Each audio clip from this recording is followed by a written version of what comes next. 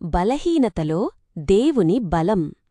ఈరోజు ఈ సత్యాన్ని గుర్తుంచుకో. నీ బలహీనత నీ కథకు ముగింపు కాదు.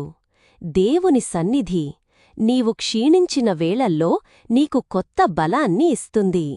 2 కొరింథీలకు 12:9. నా కృప నీకు చాలును, బలహీనతయందు నా శక్తి పరిపూర్ణమగుచున్నదని ఆయన నాతో చెప్పెను. నీవు అలిసినప్పుడు దేవుడు బలమిస్తాడు.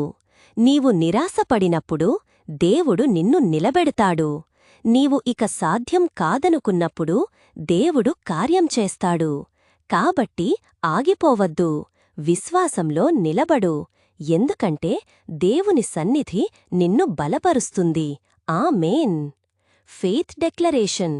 యేసు నామంలో నేను ప్రకటిస్తున్నాను, దేవుని కృప నాకు చాలును. నా బలహీనతలో ఆయన శక్తి పనిచేస్తుంది.